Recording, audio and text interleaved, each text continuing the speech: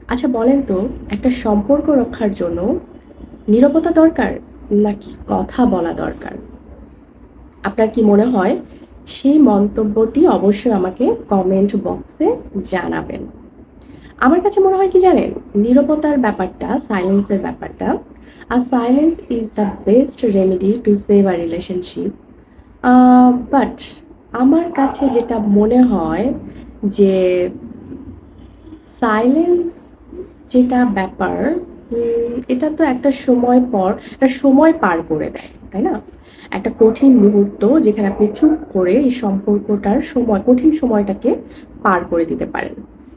কিন্তু যদি আপনি কথা বলেন, তাহলে যদি একটা ডিপ কনভারসেশনে যান আপনার সম্পর্কটাকে নিয়ে, আপনার সম্পর্কের সমস্যাগুলোকে নিয়ে কথা বলেন দুজন দুজনের সাথে, নিজেদের মধ্যে যে থটগুলো আসছে ব্রেনের, সেগুলো নিয়ে দুজন আলোচনা করেন, অথবা আপনাদের যে ইন্ট্রোস্পেক্ট কাজ করছে নিজেদের ব্যাপারে, সেটা নিয়ে আলোচনা করেন, তাহলে দেখা যায় সম্পর্কের অনেক কঠিন ব্যাপারগুলো আসলে উঠে আসে এবং চাইলেও সে সম্পর্কটা টিকানো যায়।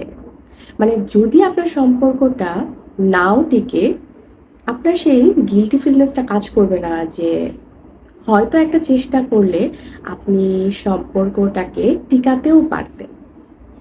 কারণ এই যে কথাগুলো মিসিং, এই কথাগুলো হয়তো দরকার ছিল।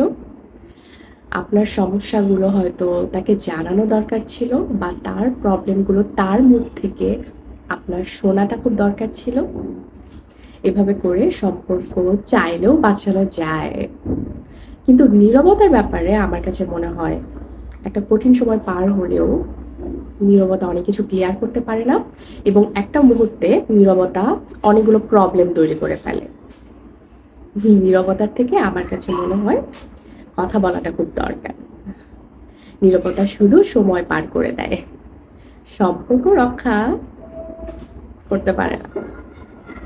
আপনারা আপনাদের সম্পর্কগুলোকে যত্ন নেবেন, নিজেদের সম্পর্কগুলোকে মূল্য দিলে তারাও আমাদেরকে একটা সুন্দর একটা মুহূর্ত কিন্তু উপহার দেয়, তাই না?